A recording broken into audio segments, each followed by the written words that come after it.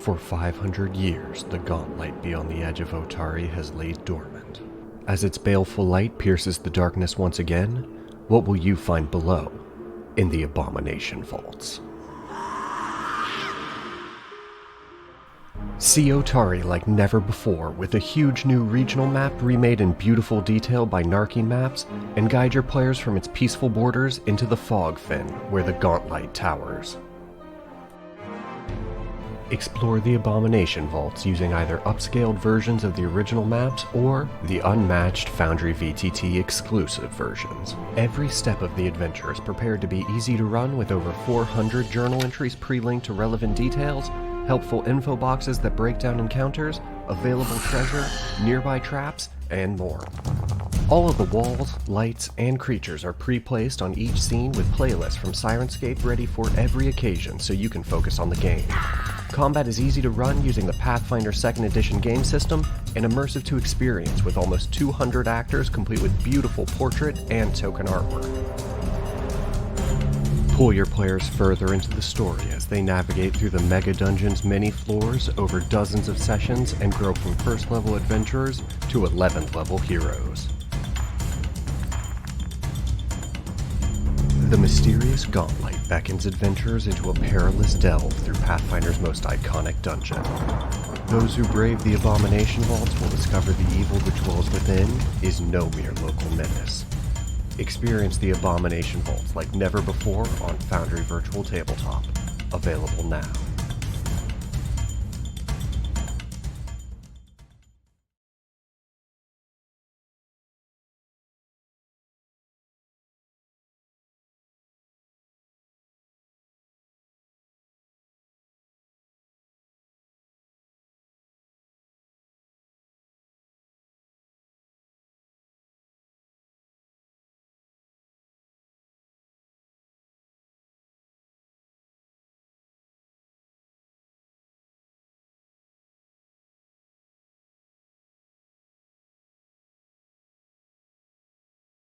There we go. Is that better? Haha. Yeah, apparently I was really excited. So in configuring literally everything, I forgot to set the device for my microphone to my microphone. But on the plus side, I think Cora can unmute and now be able to talk, and everyone should be able to hear her as well.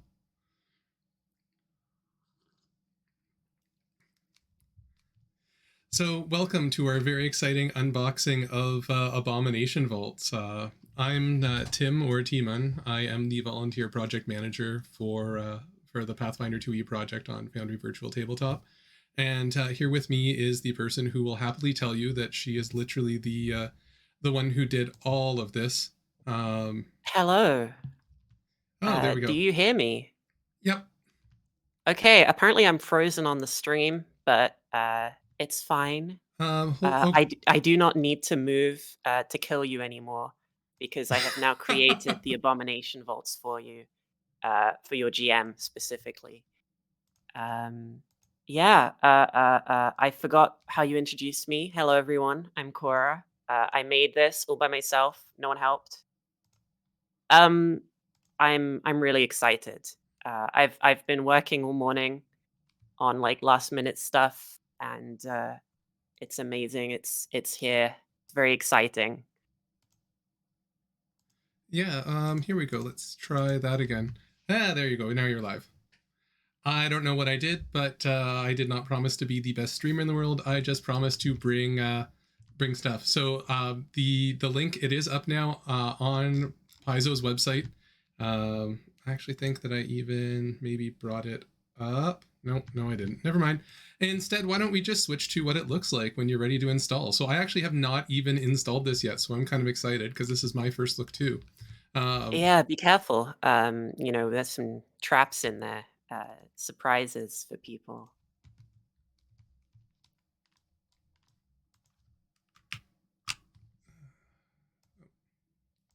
So why don't we start by importing the adventure, and we'll have to be very, very patient because this one's coming in at something like 500 megabytes. Yeah, although hopefully you've already downloaded it. I think I saw someone asking earlier if you can put this into an existing world. You totally can. It'll just make new folders, but every single thing in the game in the module is contained in a parent folder that is called Abomination Vaults. So if you just like it won't like mix in with your things, and then if it's a blank world, you can just remove the folder and everything will pop out. So yeah, it's super easy to put this in an existing world. So if you've been running the the first floor and you want to change over to this, you can just activate the module in your existing world. Your player characters will stay. Everything carries over. It's great. Yeah, just don't mind me. I'm just watching the beauty of all of this. Oh God. So why don't we pick some versatile music to explore? Something terrible happened here. Excellent. So people let me know if that's a little bit too loud. Maybe that is a little too loud. We'll see if the store handles it better this time. Hopefully. Well, that's why crashed it. That's why I got in early. I'm like, hey, so I want to do this thing. Yeah. So I don't know. I guess we can sort of start with the first floor. Okay. Yeah.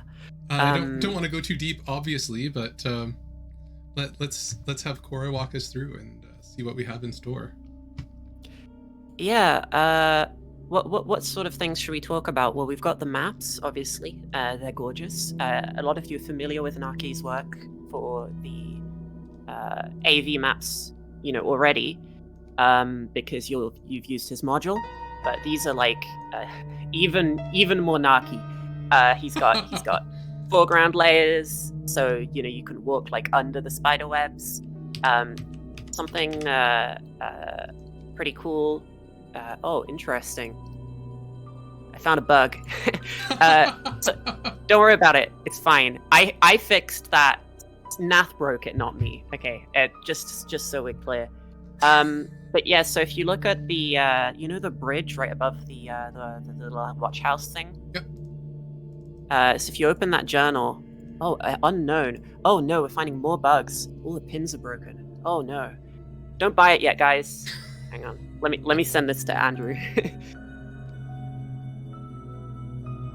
What a disaster. Who made this? I believe you came on stream and said it was 100% you.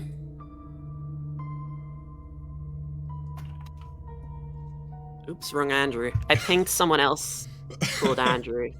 He's just called Andrew. He's not like a tropos. So he's not in the channel though, so he won't know that I pinged him.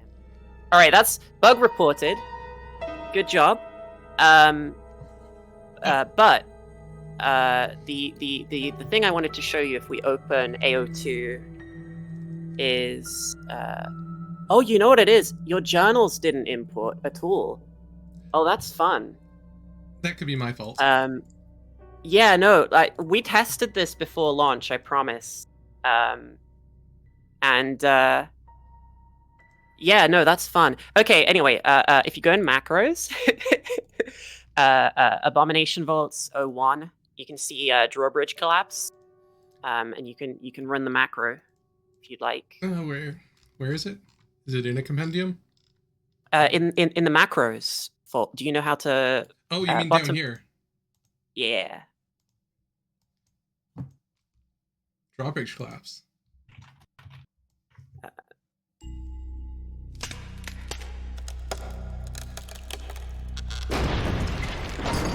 Okay, that's pretty awesome. We had macros like these in the beginner box. So it's not necessarily like a new technology, but we took them way further. So I've got tiles toggling, I've got walls toggling, I've got sound effects, I've got showing and hiding tokens. There's some, I don't know if you want to go this deep, but I think one on floor 4, I made like a cutscene, with like timing all the little triggers and events for like just little details that you might run into. Which room is it? I will very quickly try and scroll through it. Yeah, so it'll be tough without the journal, but I think it's Oh well, actually, I can just look at the macro's name. Yeah. DO6. DO6. Okay. Yeah. I'm thinking maybe the issue with journals is that you like were doing things during the import, like you were clicking on things. I don't know for sure. Like I said, it very well could have been me. We'll see if it's reproducible, but it's a good first impression for sure. So DO6 is next to the dining room, bottom left corner of the map. Down left. here with the DO6. There we go. Okay, anyone who wasn't paying attention, you can now open your eyes. So you'll have to find the macro manually because your journals are broken. Possibly all journals. Who knows? I think it might only be yours, because I feel like they would have caught that. But yeah, so if you read the room description for this one, the story is there's a body in the bath, and if a player interacts, like if they touch the body, for a moment they have a flash of a vision of the bath full of water, and like it's nice and it's pleasant and they can smell soap, and then it's gone again and they're back in the Abomination vaults. So what you're saying is full integration with Cody's smell-o-vision. Yeah, pretty much. So basically I have a macro where it turns on, well, it swaps the tiles, so the bath fills with water, it puts on a little glowy blue light, and it plays a sound effect. You can't hear it because you didn't have a token down. And like, you know, it sort of sets, like, you hear the bubbling noises, and then it all shuts it all off, and it's like, it's the dumbest little thing, but if you've read the adventure, you know, no spoilers, but you'll know there's a few moments like this where you get these sort of visions of things that have happened in the past. You're being told by Andrew to do a re-import of the module. So if you just go and you just click it again and like don't click anything this time. Got it. Don't touch anything. Oh, actually, they're saying it might be because you have an early access version that you didn't. Did you update? I don't know if you updated. Depends on how long ago it was, because I got this about 20 minutes ago. Yeah, I was gonna say last update was about 5 minutes before launch. Okay. We found it was partly my fault. So you know the Urnicus? Urnicus? I didn't know how to spell their name, like, ever. Like, we found out 5 minutes before launch that, like, everywhere I had spelled it Urnicus instead of Urnicus. And Nathwood was like, this is a typo. And I was looking at it like, I don't understand. What are you talking about? That's what I wrote. And he said, no, do you not see the R? And I was like staring at it. And I suddenly realized there's an R in there that my vision refused to like acknowledge. It was great. Okay, so here we go. Now importing 1.01. Oh, we've given a bad first impression though. How will we make up for it? I don't know. Tell them something like, hey, maybe Bloodlords will be coming out. I don't know. Oh yeah, no, I totally don't make those decisions. I'm not even a Foundry employee. Like I would love to say that though. I would love to be able to tell you that there was more. I think we're going to have to keep giving them money so that they agree to make more for us. And I say they, but I mean me. Elftero is asking, I know what you're referring to. We didn't automate the movement of those lights because you would need some really advanced scripting to like have a light move while being animated. It might have been possible, but we didn't do it. But there are lights in those locations that you can turn on and off, so you can still get a visual representation of what's happening. Usually, I try to my mentality when I'm making the macros for these things was always I want to enhance the GM's narration but not replace it.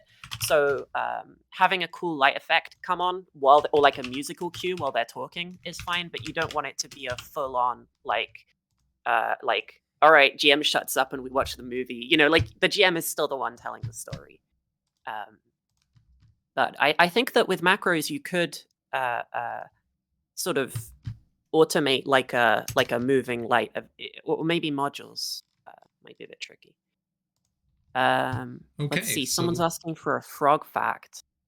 Frogs aren't my area of expertise, but I do know that frogs are very polite.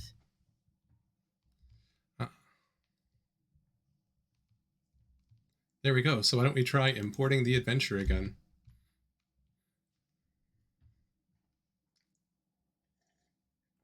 will say, like, literally 1 minute before the stream, after I queued up the promo video, I'm like, I feel like I'm forgetting something. Oh no, my tea. So I quickly ran to the kitchen. Fortunately, I'd already boiled the water.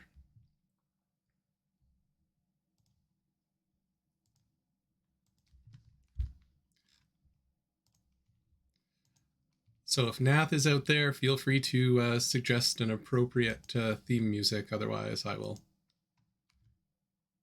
add some mysterious put on some tension. Otari music. There's a lot of choices. There really are. There's actually like a silly amount of music. We had to make some space in the file size. It's like because it's 3 books in one, so we don't want to make the download too big, but we want to cram in everything. So it was sort of a juggling act of how small can you how compact can you make things. All right, are your journals in? That's the question. Also, I should log in again.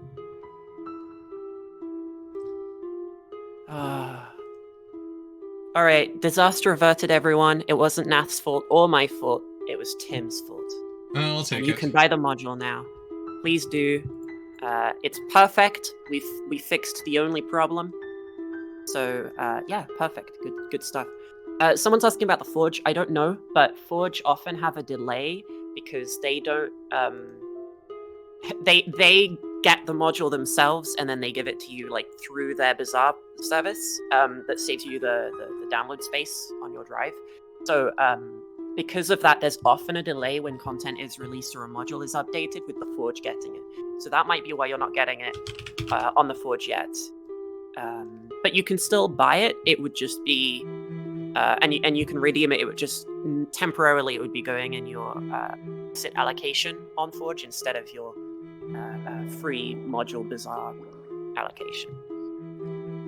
Okay, so that's pretty cool, Cora. So anyone who wasn't paying attention when I was playing around and clicking the button, here's the macro. Valeros walks in, he touches the skeleton.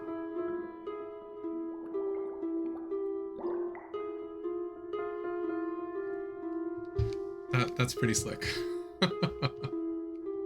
Yeah, I had a bit too much fun with these. But I think that they're just really cool. It's nice to be able to have, when you're in a journal and you're saying like, okay, when this happens, you need to do this with the tile. Instead, I can say, click the button and the tile will change, and it's just there. So I really like being able to do that.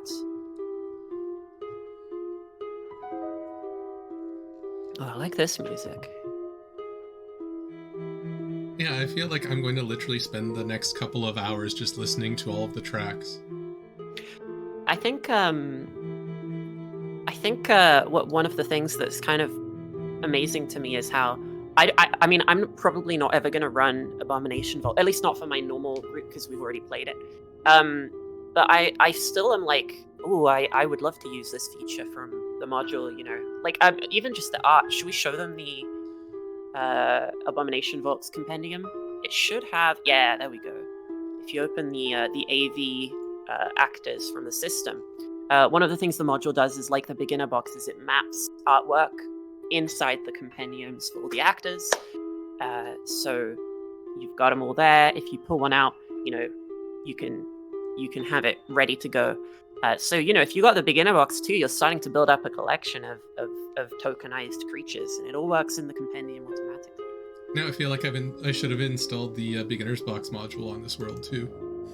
Yeah, well, it eventually, hypothetically, everything will be covered, and it'll be great.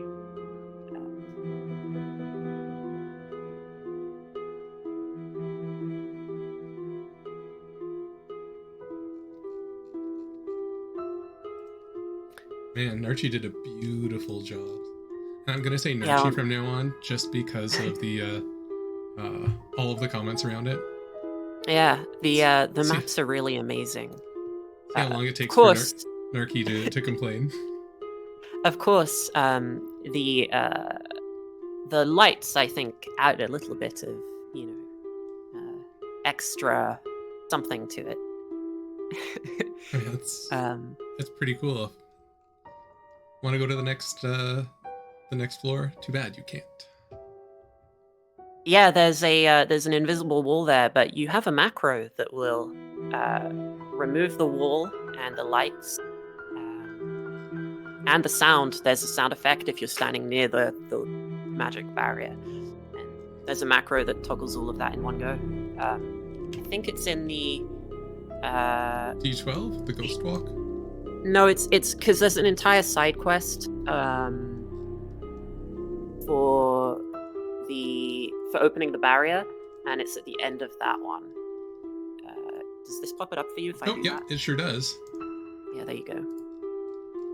So here. Yeah, so they have these sort of consistent blocks that we use, and this one is, if it's titled World State, that's sort of like a way of me saying something your players did might affect what you can see in this room, and there might be multiple versions. And there it all goes. They usually come with a macro. I think this sort of thing is just really fun, like to save. You know, if you were prepping for yourself, it's not worth the time to make a macro for this. But if you're prepping for other people, I think really, really is worth the time, and it's really cool. So yeah, I love prepping for other people. It turns out it's great. I can give them all the cool tools, and then, you know.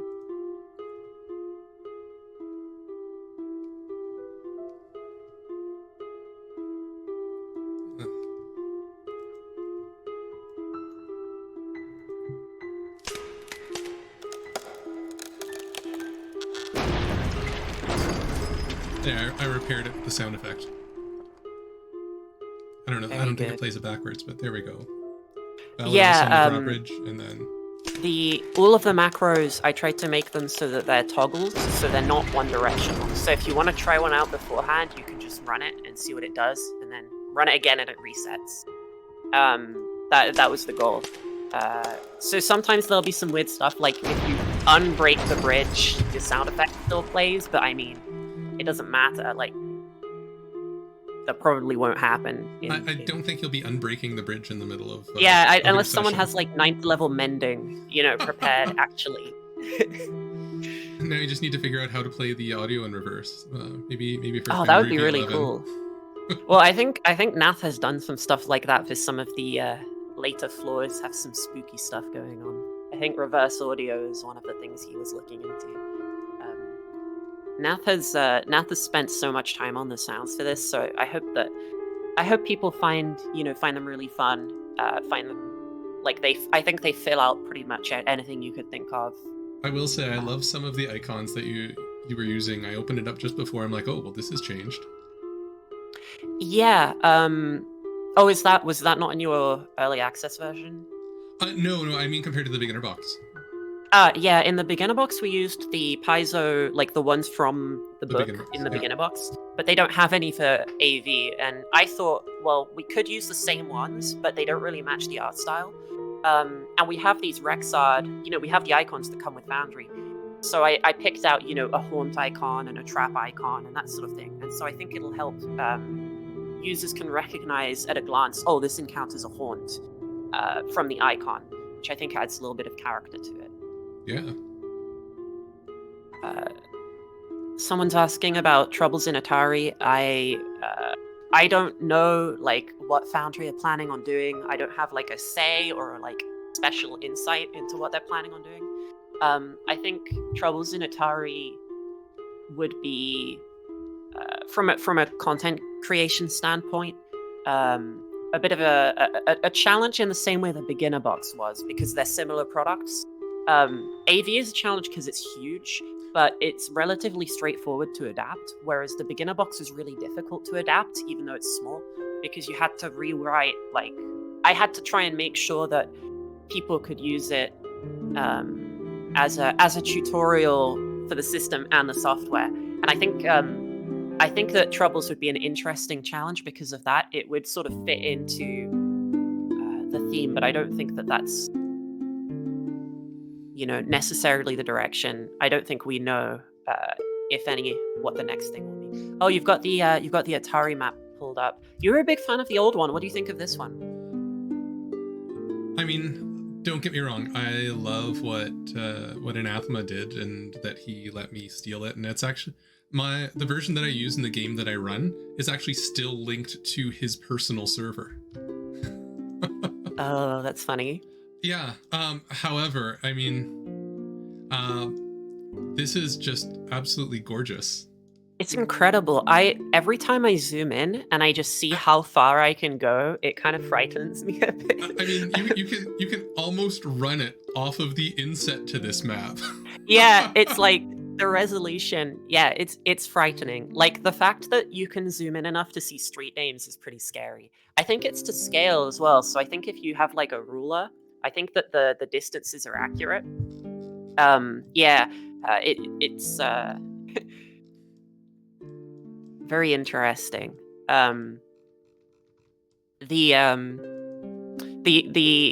This one time I was running a big boss fight for my party, and the hosting service that I was using had like an outage, and so I couldn't get my assets except for the ones that were preloaded by my players, like into their browser cache.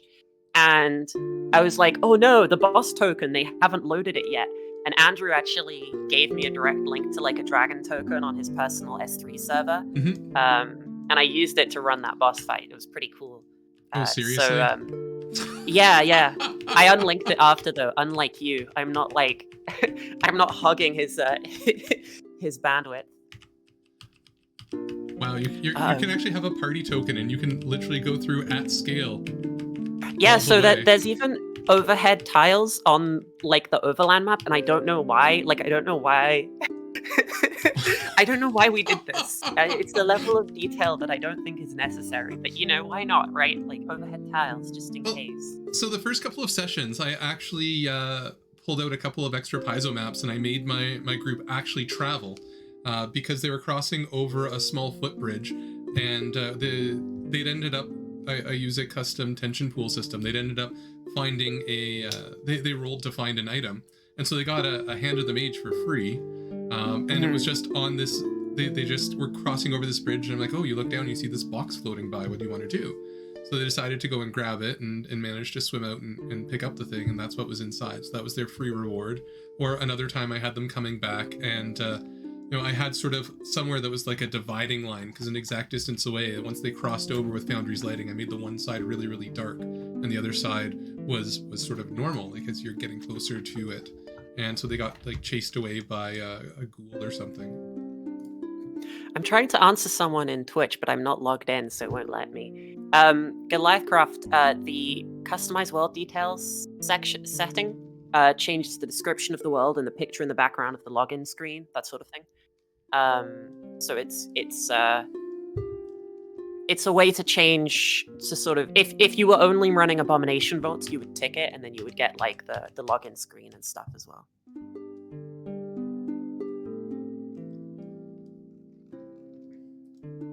Yeah, I mean, this is ridiculous. I remember seeing this on a preview version, but there's like so much detail that there's literally rope on the dock.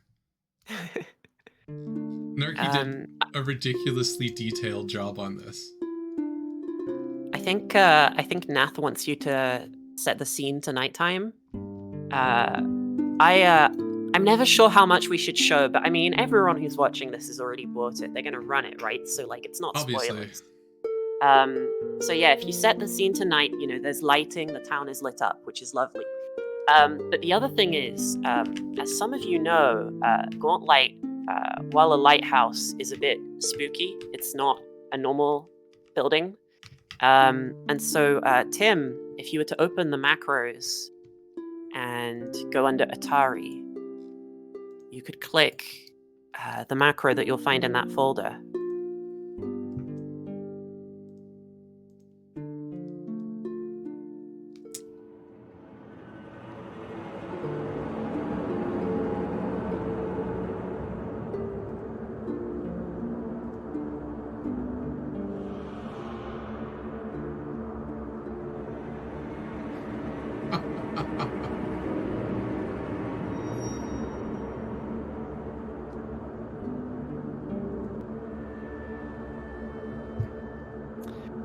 I loved doing these macros.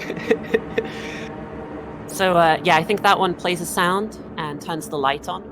But what's fun about that one is it actually does two things. It does a different thing if you're on the landing screen instead of on the Atari map. Oh, well, let's see. You'll probably want to go to the landing screen and then run it again.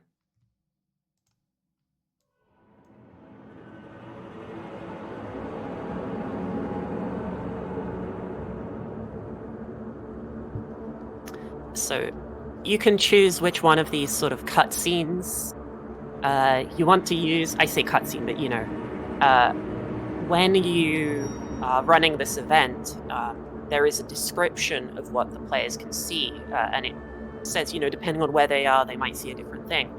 I tried to set this up so that you could press the button as you begin your narration and the music starts to build and then the lights come on. And I think that, stuff like this is going to be... I love the idea that, your players suddenly notice that there's a light on as you're describing the light. I feel like that would be such an exciting moment. And it's a really cool event as well. It's a very fun one.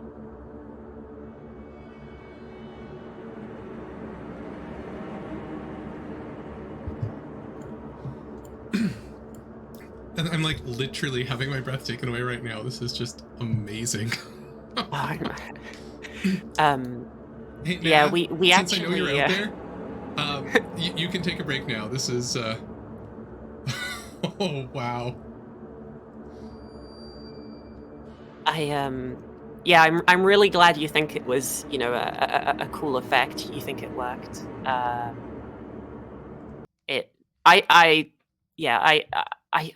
love the attention to detail that we were allowed to put into this. Like we were able to spend the time to make it, pay attention to the details like this. So just going to respond to MHT03110. You might not have an interest in dungeon crawls, but honestly, I found Abomination Vaults is like a 50-50 roleplay. It all depends on the group. Like my group spends half a session in town. Now that we're a little bit deeper in, it's a little bit more, but there is so much built in, especially the first book, into like getting involved with the town that, I've played Abomination Vaults, and I know that when it was initially announced, like, years ago, I thought the same thing. I was like, oh, well, that's cool, but I don't really like mega dungeons. But having played it, I feel like some of the factions in the dungeon are so interesting. That there's so much politics going on. You have investigations, you have storylines, you have mysteries. There's so much in there that it doesn't even feel like a mega dungeon in the tropey sense. It's just another way of presenting a really high quality story. So I think it would actually appeal to pretty much anyone. I think, don't assume it's all combat. There's some great fights, but it's not only combat. I definitely recommend people give it a shot. And the nice thing, it's true of a lot of what Paizo creates, is that a lot of solutions to a lot of problems are diplomatic. You don't have to fight to make it happen. It just, you can diplomacy your way out of a lot. And, the different NPCs and opinions, they all matter. I had to rewrite the entire start of the second book, and I stole some of Troubles in Otari to fill it out, because one of the side quests absolutely wouldn't work because of what my players did in the first book. What Paizo does is they lay everything out for you, but nothing stops you from sort of going off script or letting your players go off script a little bit too. Yeah, my character in Abomination Vaults decided that actually she wanted to become the new ruler of the Abomination Vault. That's what she wanted. So perhaps our path through the dungeon is a bit different from everybody else's.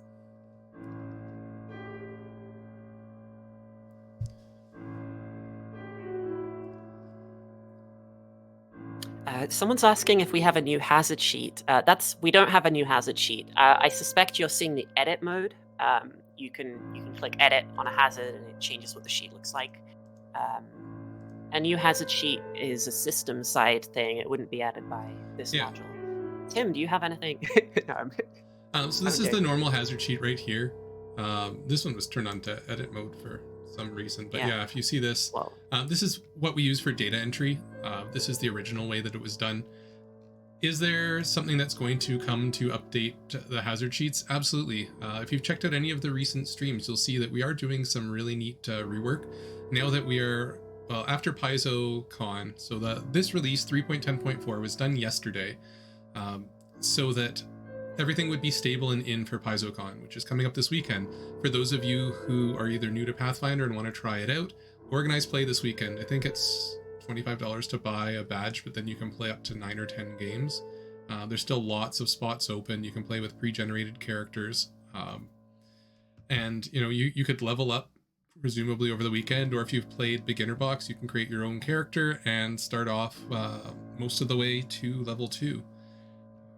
So lots of GMs, lots of games on Foundry. I guess 2 years ago, sort of right at the first release, which was around this time. Hey, happy 2nd birthday, Foundry. I think there was 3 or 4 games on Foundry at PaizoCon. Last year it was about 25 to 30%. This year it's almost 40% of tables are being run in Foundry. And after some of this stuff, I feel like more and more people are going to be coming. So after PaizoCon and this weekend is done, we'll start to integrate things like the new ability score manager that we teased in the last development update. And we have been working, hopefully sometime in the next week or 2, when we actually have some time, we'll put out what we think new character sheets are going to look like. They could be radically different. We are lucky enough to have someone with... when I made that call for a UI UX person, someone actually answered, and turns out they're really good. And so we're working on integrating some of that. Yeah. It's frightening. They sent like a pitch, like just a document that explained what they wanted to do, and that document was a prettier character sheet than any character sheet I've ever seen. Like, it was so pretty, and it was like, this to them, this is just like some cliff notes of, like, note to self, and it's like gorgeous. This is just the start. Like, this is the start. and turns out they were right. This was the start. Oh yeah. Some of the pictures, I've been saying every time, like, hey, you can just release it as it is. I mean, we'll beta test it for you guys, like we'll use it. It's fine. I'd try and pull up some sneak peek images, but then we'd lose Cora because of how the OBS software is all set up. So maybe one or the other. Do so much. You can't have both. Perhaps on the next release stream, if some of it's not in, maybe I'll tease it the same way that I did with the last ones. So I can definitely do that. That would be a good way to drive hype. After last night, I think we merged in a whole bunch of changes that some of the coders have been sitting on because of the don't touch, don't break everything. Nath is going to have a heart attack if we do sort of stuff. Nath likes the sort of the hard lines, and I like not listening and doing the thing anyway. So it's great, I'm trying to think if I have any great stories about this, but the thing is that whenever I suggest something really crazy, I'm like, I know you would never agree to let me do this. Nath is like, oh, that's pretty cool, let's do that. So yeah, we ended up with some really weird stuff when the two of us like start egging each other on. I think if you played the beginner box, you'll remember we had like this effect where on the journals the images could turn like sepia tones, depending on if you were moused over them. And we brought that back, but that's just one of these features where like Nath at 3 a.m. goes, yeah, I think this sounds like a good idea. I'm gonna do this, and he just does it, and I'm like, oh, you've done this. I see. And when I hand did this map, this looks so much better. Nerky makes me feel inadequate in designing maps. I like this one. See, in this one, I was the one being a downer. I was like, my computer will never run this. It's too big. And then they showed me like, Nath like compressed the images, like, because you can compress them without reducing the quality, like the visual acuity of the image. And then Nakia was like, no. I've very carefully made sure that like all of them are completely within the render limit of like normal GPUs. So even though they feel absolutely massive, every single map you can like it's very performant. And actually, floor 9 we split it into 3 different sections because that way, well, the way that the ninth floor works is it's kind of lots of different little isolated locations, and so by splitting it up, you only need to load one at a time. It should perform a lot better than having everything loaded when you're only in one little corner. So hopefully, I think that performance should not be an actual concern, despite my fears in the end.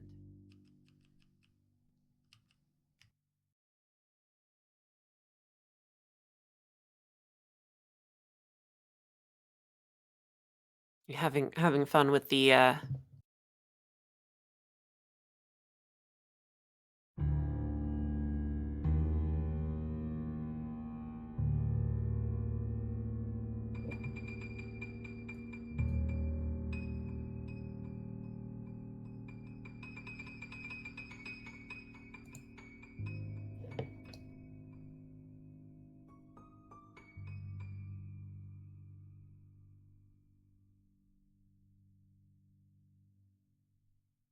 I don't think they can hear you.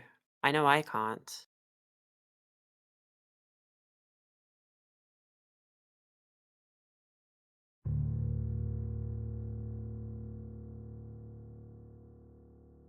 I mean, I'll carry the stream. So hello everybody. What can I show? I should have thought of something before I. I've got encounter tables. You guys like encounter tables? Random encounters. Let's do it. Let's do a random encounter.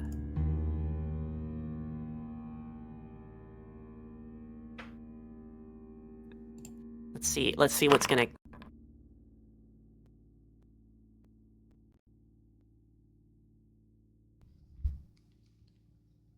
There, is that any better? Oh, I hear you now. That's weird. I have no idea what happened. My the You microphone got just shot started blinking. by 2 drow shooters. They got you. Oh, it happens sometimes. This is what Yeah. happens. I probably drooled on my microphone looking at these pictures. I just saw you were running around the graveyard, and it looked like you were having a lot of fun. I was just like it's just amazing. I was literally saying that I should probably be talking or doing stuff, but I'm too busy just looking at the maps. They are lovely. I mean, Someone asked about the random encounter tables. There are random encounter tables in Abomination vaults. Not for every floor. Random encounters are not a common thing in Pathfinder 2nd Edition. They kind of go against the system's philosophy of having, you're not supposed to have like enemies just spawn in. So how they work in this adventure is really cool. When you roll a random encounter, it'll also tell you where the enemy came from. So then you go and you remove, like, it's not, oh, 2 bad guys appeared from nowhere. It's like 2 bad guys from this room over here are like out on patrol because they're moving around the dungeon. And if you kill them there, they won't be in their room when you go there later. If you have a monster that's hunting, when you go to its lair, if you killed it in a random encounter, it won't be in its lair anymore. And so I really like stuff like that. And I think it's really, really, really cool that they did it that way. I think the only exception is there's the random encounter table on the 8th floor, and 2 of them are just like from nowhere. Well, I mean, it depends, right? Like the whole book.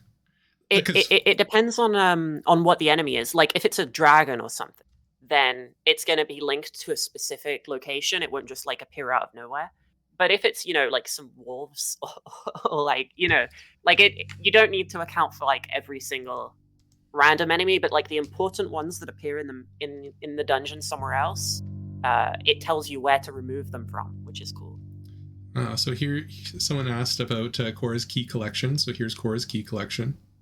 Well, that's the keys in the items tab, but they're asking about the quick reference guide for where are all of the keys in the adventure, and that is here. So where you find it, where it opens.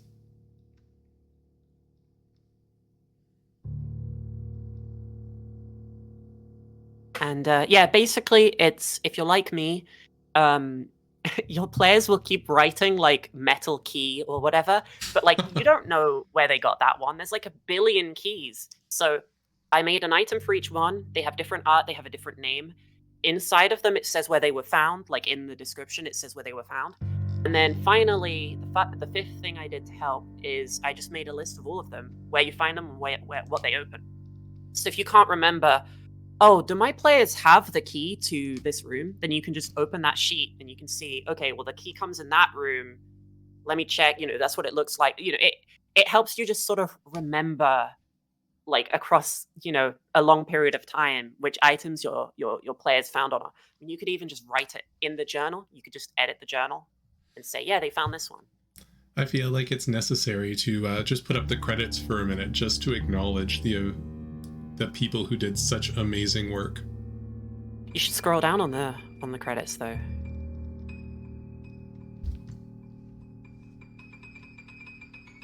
Those are just a bunch of people who've done a lot of work and a couple of hacks at the bottom there. So.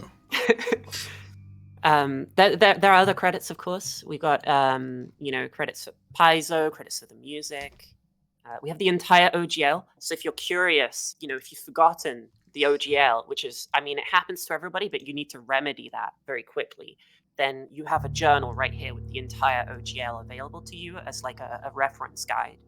So if your players are asking about the terms of the OGL in the game, there's no hesitation. You can just immediately have it on hand. I feel like this is going to come up this weekend, maybe, like middle of, hey, aren't you running a stream of this? Yeah. I think I am. I think on Saturday, I think I'm running it for some of the Foundry people.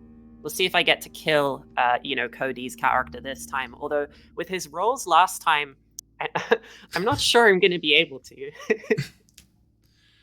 It might not be in the cards for me. We'll see. So, Nath kindly reminded me that I have to prep for that. So I'm not actually done yet, but, That's okay. Luckily, I have 7 games to run this weekend at PaizoCon, and only half of them are prepped. Oh, God. So, are any of them Abomination Vaults? None of them are Abomination Vaults, unfortunately. They're all Pathfinder Society scenarios. There you go. See, I'm running Abomination Vaults, and it turns out someone just released a module for it where it's all already done. So I'm going to grab that. I'm going to see how good that is. I don't own it. Like, I don't... I should probably buy it. How much does it cost? That's a good question. I actually haven't looked. I should look up, because people keep asking what the price is. I saw someone say it was cheap. I'm really curious now.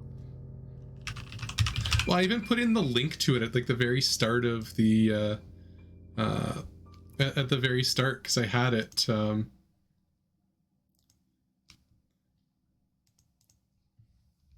I had it right here. Okay. I was gonna show it on the Paizo website, and then I closed it. But let's see. Let's see if I might be able to recreate it. We can look at it together on the stream. If I just open it in a journal. Open it in a journal. Yeah, it's HTML. It's fine. $59.99. My goodness. How much is the book? That seems so cheap.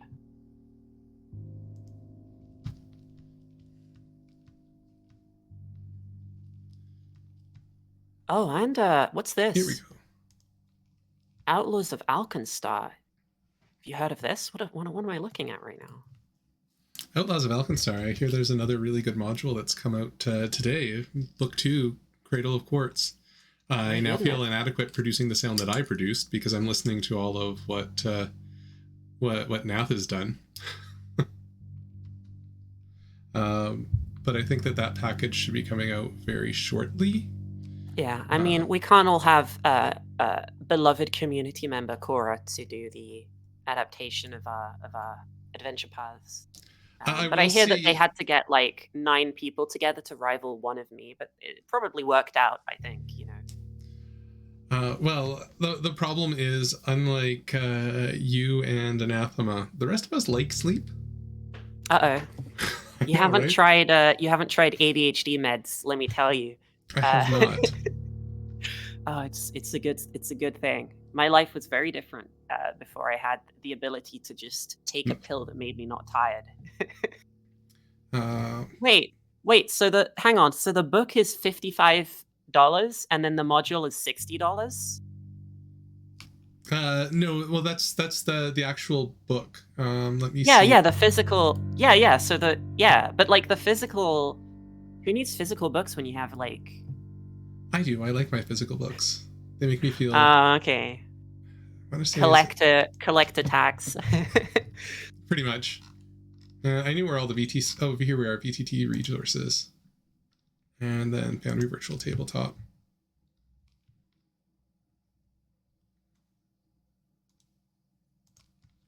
So there's that, and I think if I open another window, I can switch over to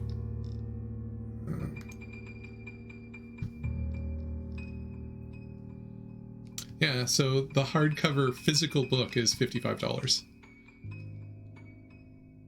Pretty good. It's pretty exciting. And then the PDF is $39. Yeah, but it's free if you buy the modules. So. It is free if you buy the modules. So for $60 less, was it $39? Yeah. So for $21, if I did the math right, you get this. That's incredible, absolutely incredible. I don't understand how they come up with these prices. It feels like they sort of take what would be a reasonable number and divide it by 10. It's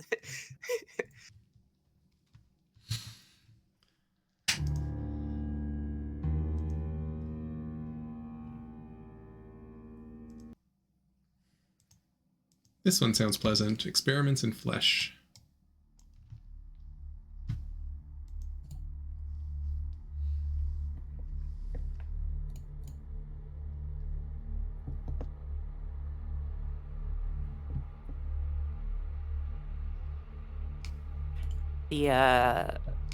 the character that song is associated with is one of our favorites when we played the game, like when we played this campaign, just because of his art. His art is so cool, and we really liked it. And it's just a worm with a sword. Well, my players sort of accidentally stumbled upon him and just eliminated him in about 2 rounds. Like, that was anticlimactic. And then they left the room, turned left, and ran into a Shangri-La behemoth, and that did not go quite as well. Yeah, see, he nearly killed us, and we ran away from him through the door that had that guy behind it, and that was a very interesting encounter. I'm surprised we survived, to be honest. But yeah, I like I love the art in this game. The Pathfinder monster art is always so good. Well, and that you found art for everything is kind of awesome. Oh yeah, do we want to show people some of the new art that they, that was made for this adventure? Oh yeah. So for the Foundry release. So let's go through. I don't want to spoil certain ones. Yeah, that's the thing. I'm thinking. Because I know exactly what I want to show. I've got one for floor 2. Floor 2, do you think we can... I think floor 2 is probably okay. So on floor 2, for those that don't know, there's a golem, because it's a Paizo adventure, and it's given a very specific description. It's carved to look like a specific person, and that was a problem because the default wood golem is like a big hulking, it doesn't look like a human at all. And so what we did is we had to find a way to get art for it, and what we ended up doing is Paizo were really helpful, and they got us some candidates, some potential artwork, and one of them was with a few edits. Oops. It's pretty good as a replacement for yeah. I don't want to show some of the other golems because they were just it's just too much of a spoiler, to be honest. Yeah. Well, there are at least a dozen other golems in this adventure, so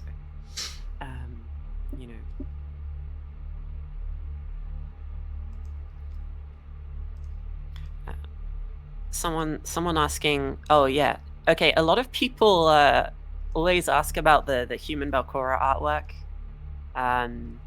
It's not full art, it's not a full body character art. It's picture of the portrait that exists in, like, the painting of her in the setting.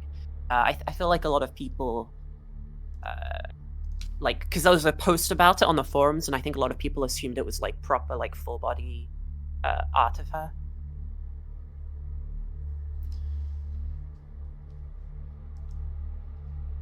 There is a character that got new art from Paizo in the hardcover before we came in. That's this character. I've sent you the picture. Had a different piece of artwork in the original book. Yes, it did.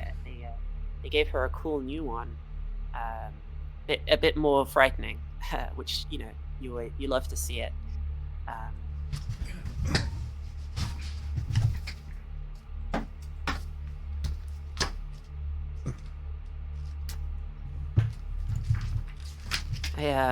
I'm trying to think what people like would want to see, but like I you don't know say, how well this will work, but there's the original art.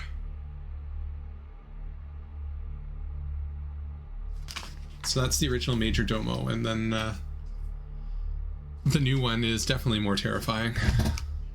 Yeah. I think that they said on the forums in explanation for this that basically the new art is a bit more lore friendly, because the lore for shadows, they kind of lose the ability to like they don't really keep much of an identity, and so the new one sort of reflects that she's losing her ability to remember what she looked like, and her like self-image is degrading, which I think is a really cool way to imply how this character is feeling and acting. But the original one is in there, I'm pretty sure.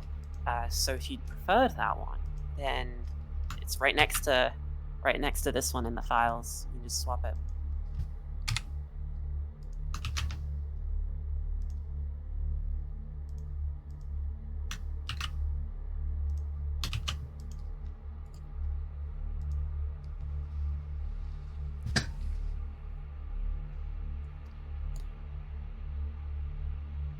I'm gonna show you a picture of a rat. Well, I see people are trying to yeah, I don't know how or why this is set up, but I think that only people who I've given permissions to can post links. I want to say that, well, that's not a me thing, that's a Twitch thing, or maybe it's a me thing and I just don't know what I'm doing. Oh, I thought they were all like memeing. I didn't realize they actually couldn't post the link. I think if all those stars are up, then... I thought it was like a Hunter 2 thing, like they were all trolling each other. I'm kind of disappointed. Like I was liking it. Yeah, I thought they were all just really funny people, but I guess not.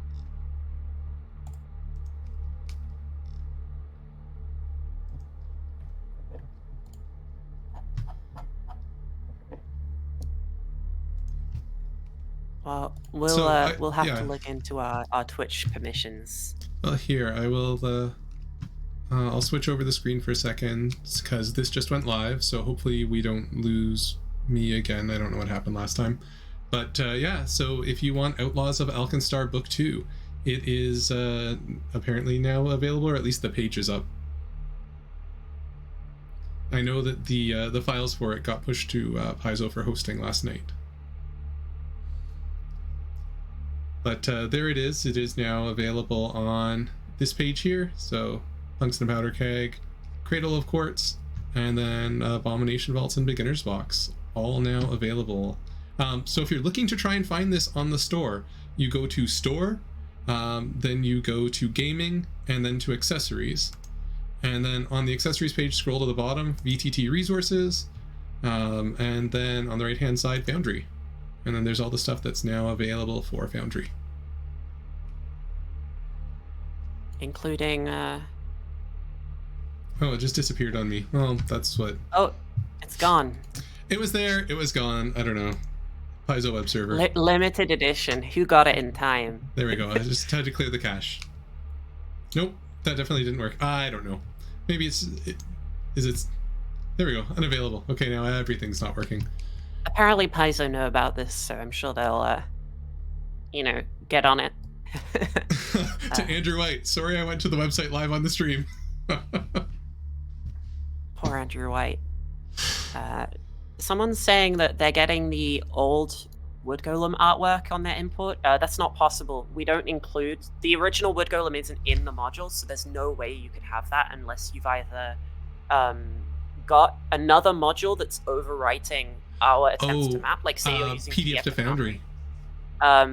Or you're looking at the wrong Wood Golem. Like you're looking at the one that you imported ages ago, and you're not looking at the new one that we just imported. But either way, it's not. It's probably not like something we did because we don't even have that picture in the mod. Yeah, I'm betting that PDF to Foundry, if you have that installed and you've used it when you're dragging out, because the adventure importer imports it when you import the adventure, but PDF to Foundry overwrites whatever you pull out. So yeah, it's a case of having multiple modules that are trying to rewrite the compendium, and so PDF to Foundry writes after we do, so they're like they'll replace what we've put in.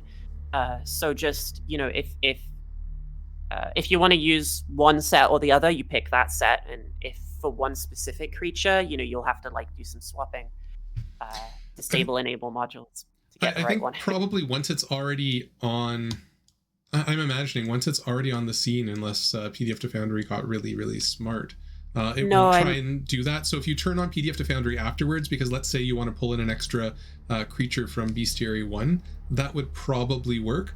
But then if you go to redrag out any Abomination Vault tokens, those will all overwrite, I'm pretty sure. Yeah, basically, I would suggest turn like off PDF to Foundry, run the adventure import, and then turn on PDF to Foundry again, and just you'll have all the creatures in the world already. Yeah, and let's say you wanted to pull out something else from one of these, and you've already done the PDF to Foundry importer. So because we don't have enough golems, well, I won't do alchemical golem because I'm not 100% sure it's got art, but I know that this guy has art. So you can import it into the world, and then you can just go into your PDF to Foundry files and add the art really easily. Bestiary 1. Oh, that's true. Yeah, that's true. Yeah, so you still have all the art here, even with it disabled. So I can bring in the actor, and then hop over to the token, and then... Yeah, so of course, because both of these sort of input solutions work separately, really what you should be doing is you pick one, turn the other one off, and then you use the assets from both. Yeah, so I mean, now I can have the Algolthru Master swimming around my graveyard, because that makes sense. Yeah. Well, I'm sure he can fly. What level is he? He can't swim 60. But he has a land speed of 10. Oh, 10. Oh, he wiggle. Oh, that's really good. I like that. We can fix this. Let's we can just go back to Otari and go down to the docks. It's a nice night, and then all of a sudden Cthulhu shows up. Why not? Nath is getting angry. He doesn't like this token. It's got a white background. He can't handle it. Let's put down some Nath tokens to sort of soothe him. What were some of your favorites? Because I know what my favorites are. I always bring out. I don't want to bring out any of my favorite ones. Okay. I feel like if I did, I would start spoilering, and I really... Well, the problem is, there's a point where it would be faster to just write a macro that would pull out every token, because I love all of them so much. But there are some that, I don't know, I've always been a fan of the Scalathrax. I love how his little arms are like sticking out. This 3D effect, Nath is always like, oh, you know, it's really easy, but I feel like it's so cool to look at. It's very, very good. Well, I mean, Nath here complaining in the chat that all the Bestiary 1 tokens have those white backgrounds. There is a solution. Oh, yeah, there is. You're right. Yeah, do you want to tell Nath what the solution is? Yeah, you just need to release a Bestiary 1, 2, and 3 token pack, and then I promise I will never pull out ones with the white background on stream. Sounds like a pretty good deal. I think you'll have to consider... Ooh. All right, everyone screen cap this. Screen cap this, guys. Here we go. Very exciting. I think that has to be the most requested premium content Yeah, if they can deliver, hopefully people will be very excited. I know I'm excited for it. Listen, all I want NAF to do is take a little bit of time and release all the tokens from all of the packs and the adventure from Book of the Dead and every Pathfinder Society scenario, and I'll personally be happy. Yeah, done. Easy. Yeah, Easy I mean, look what he did for Abomination Vaults, and that's 3 books. What we're asking for is relatively okay. Yeah, because the best tree one pretty much book. the same size, actually. So although it doesn't be have able the to do adventure it. stuff. Yeah, it's just a couple of pieces of art. What's 300 Yeah. tokens, right? How many creatures are in the best trees? Like 4, maybe. I feel like he can do that in a day. Well, I mean, a 4 is probably a pretty good guess, because here we go, like Bestiary 1. That's a little more than 4, but look, for a bunch of these, they're duplicates, so he can just use the same art. Although I've actually, met Matt, and so he'll probably change the art. Wait, yeah, let's just map every creature to the giant opossum art. I feel like that would solve this problem. It could get a little confusing. No, because you would just befriend everything. Like every monster would be a friend. So, funny enough, one of the Pathfinder Society scenarios that I'm running is The Secrets of Dassaline Academy, and the most deadly creatures in there are the opossums. Yeah, well, you don't want to. Yeah, you don't want to displease them. There's some good rats in Abomination Vaults.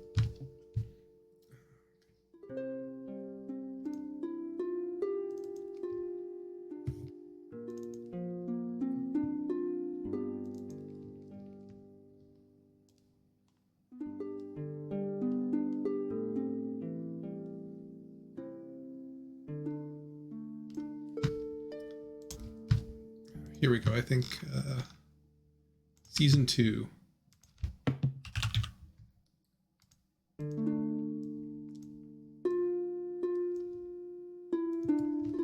There we go.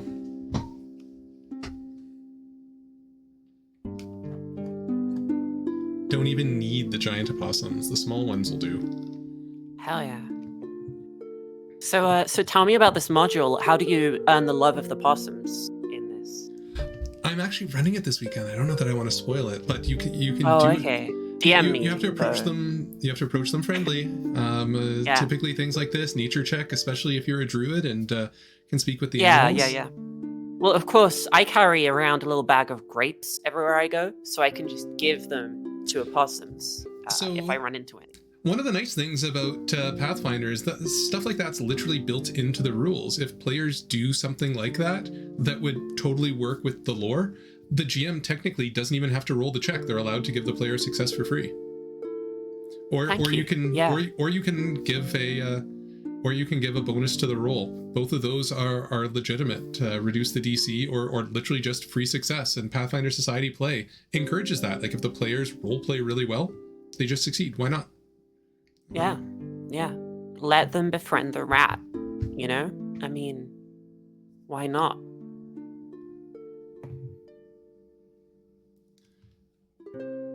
It's pretty crazy as well because, of course, in the Foundry sphere more broadly, this week's really busy as well because we've got PaizoCon and we've got this, we've got 2 huge adventure releases for the Pathfinder community. But the rest of Foundry, I mean, we've got the V10 prototypes are coming out. We've got Foundry's 2-year anniversary. There's so much going on at the moment. It's wild that they've managed to sort of find the time to release all of this on time and stuff. Yeah, it's literally been kind of crazy. I don't know. I don't know what's going to be happening other than apparently the giant Scalathrax going to destroy the market. Yeah, they had it coming. I would love to, keep showing features, but I feel like if you let me, I would spoil everything. We probably want to incentivize people to actually buy it as well. The product's out. Buy it. Buy the Outlaws of Alkenstar one too. It looks really cool. I'm not spoiled on it, so I'm trying to get my players to buy it so that they'll run it for me. I have a friend, one of my players who runs Abomination Vaults, and they're on floor 8. So I have some time this afternoon that I'm sort of set aside to like set them all up with the module. So yeah, buy Abomination Vaults, even if you're one session away from the end, even if you're never going to run it. I actually genuinely think there's a lot of really cool stuff in here. I think that, you know, the tokens, the artwork is all gorgeous. I think it's one of the best adventures Paizo have ever released. I actually just love the story and the setting of Abomination Vaults. I think it's a really, really amazing deal. I'm actually shocked how cheap it is. I'm allowed to say that because I don't work for Foundry. Like, I didn't even know the price until 10 seconds ago. It's very scary. So someone's asking, answering the question in chat from Entry versus Energy. Yeah, it is proficiency without level is a setting in the system settings. It's all built in, so feel free to turn on the variant rule for proficiency without level. Yeah. I was gonna say the premium module doesn't come into it. That's a system setting. Yep. The system devs have already solved these problems for you.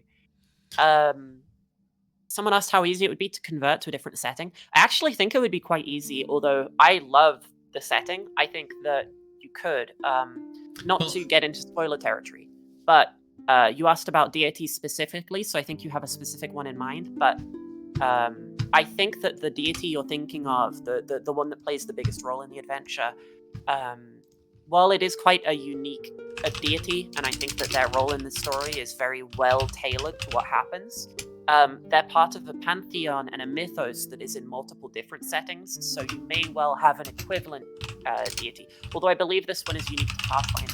There's actually a journal on them that talks about, I've got a little quote from James Jacobs talking about the inspiration and the thought process and stuff behind the lore of these characters. It's really cool, really fun to read. I liked looking at that one. And they've also announced that they're converting this whole adventure to 5e. So yes, but I don't think... I think they'll probably still have it set in Galarian. Yeah, I think the 5e one is still going to be set in the Pathfinder universe. They shouldn't, like...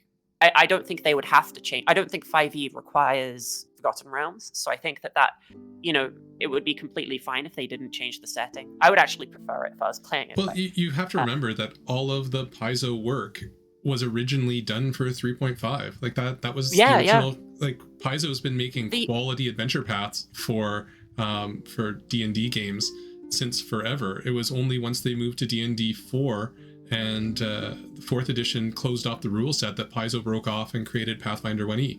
And that was based around everything that they'd done. There is a really rich interplay in the tabletop RPG sort of spheres and scene, because 4th edition, I think the design philosophy is actually inspired some of the things in Pathfinder 2nd edition. And, the DNA, the shared DNA goes back quite a way. If you look at, I was joking about the OGL earlier, but Wizards of the Coast copyrights are in there because some of the creatures are from, old D&D books, like 3.0 books and stuff. And so if you look in there, they'll say, oh yeah, the Durgo Daemon is from this Tome of Beasts thing. And it's really cool that like the whole genre gets enriched whenever anything gets published like this. And so, yeah, you could actually, if you were running in your own setting, port the deity that is central to this adventure path into that setting. And I think that they are obscure enough that it would actually completely make sense that they're not very well known. So that's just another example of how it could be done. I definitely recommend doing it because this is a great adventure and you should run it. Yeah, so I will point out Whirlwind now has art. That's right, yeah. Yes. Which I think means Nath, we should add that to the beginner box, because she didn't have it yet when we made the beginner box. So off-topic question. So favorite class and ancestry mix? Well, the favorite one that I'm playing right now is a orc with tiefling heritage rogue. It's a whole lot of fun. I'm taking more tiefling really cool. Than orc feats. The other one that I'm enjoying playing another goblin rogue. He's just absolutely hilarious. And then my character that's, we'll say, nice, is a small a gnome sorcerer who just wants to be friends with literally everyone and everything, and anything magical, he's always detecting magic to go and run up and find something to his peril.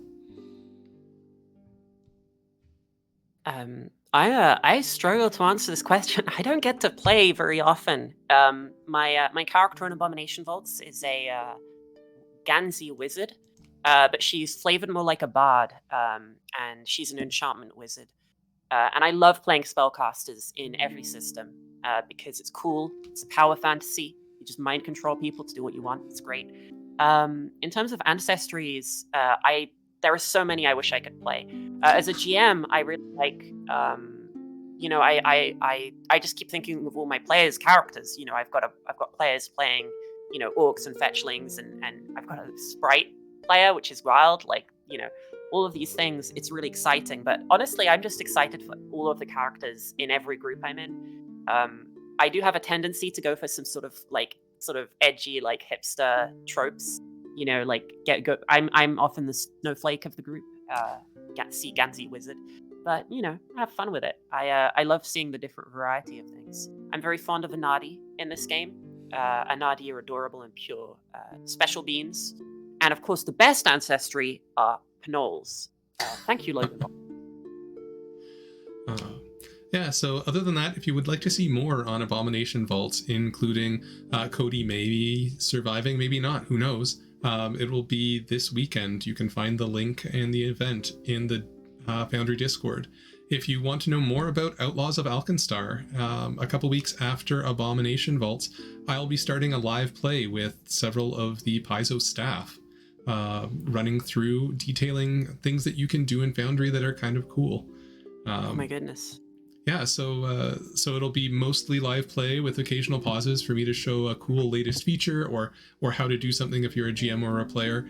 So it's a little bit educational on Foundry, but by the sounds of it and from our test games, it's going to be a lot of fun.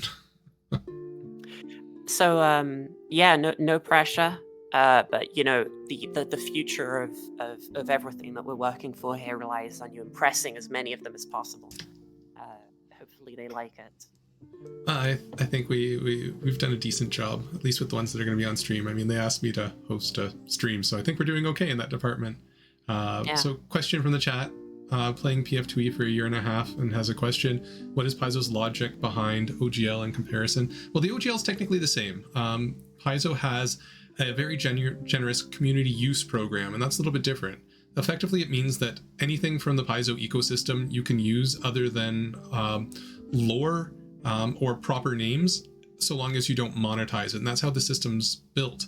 The difference being that Paizo always made its money off of adventures. So by putting out the core rules and all of the enemies for free and throwing out a ton of the art for free, they really just attract people to the system. And I think it's really helped. And it's certainly helped with Foundry because you don't have to buy any of the books to play 100% of Pathfinder.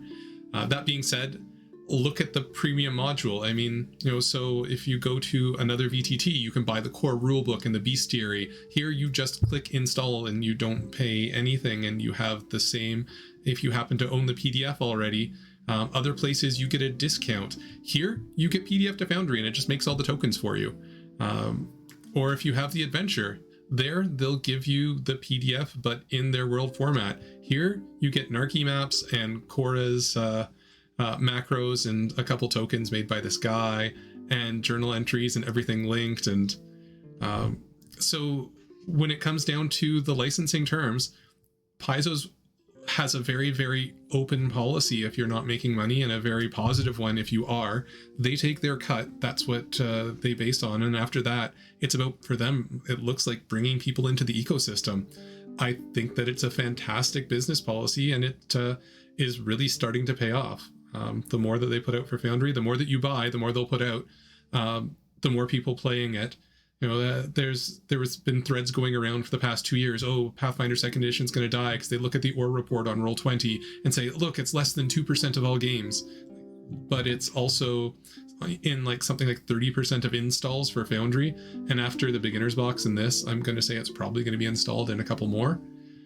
And if you don't own Foundry yet, well, it's the perfect time because it's until I want to say the end of this week. The official time is on the website. You can go and get it for 20% off. $10 discount. Good deal. And that $10, that is almost half of the price of buying the premium edition of PDF to Foundry, of Abomination Vaults.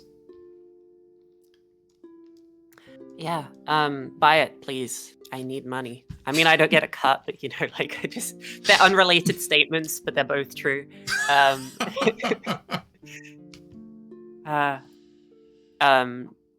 Yeah, I love the license for Pathfinder. I think it brings so many people into the system because Archives of Nethys can exist because it's so open. I think it shows courage in a way, like it shows that there's sort of a trust that their rules are going to sell themselves, and it lets them focus on their adventures for money, which is great because their adventures are really good. I mean, our system, the Foundry system couldn't exist without their license being so broad and so generous because we have everything, everything is in the system already. Yeah, we broke 15,000 items in the system as of the last release.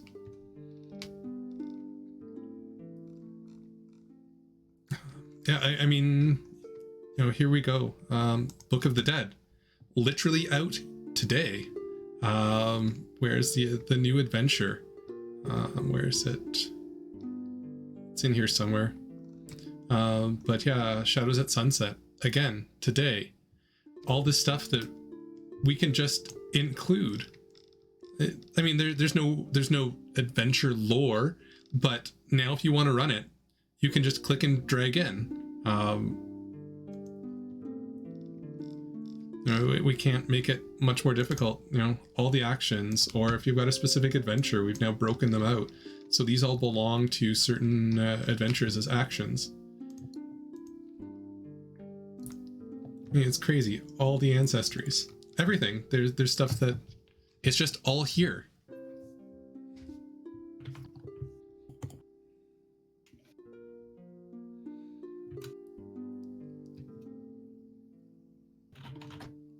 Yeah, Knights of Lastfall in release day.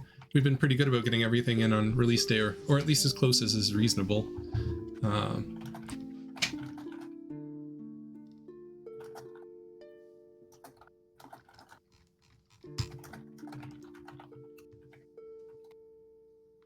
Oh yeah, I lied. Book of the Dead. That's been in for a while. Whoops. Yeah. Anyways, I think that's all I've got to show off. It's been sort of a pleasure to be able to do this. We want to leave some surprises for people, but I hope everybody enjoys this. And thank you for, setting up the stream. Thank you for having me on. It was very easy. I just joined. It was great. It'll be a little bit harder for you this weekend. You'll join and then actually have to, run everything. Well, hopefully Matt will just have a bunch of technical difficulties and I'll get like an extra half hour to read the adventure. What's going on here? Yeah. I've heard I'm running something called Abomination Vaults, so I'll have to look into that. But yeah, thank you very much. And thank you everybody who's watching. I love you all. And we will catch you on the next random stream that we plan on doing randomly. All right, goodbye. Bye, everyone. Oh, I'm shaking my camera.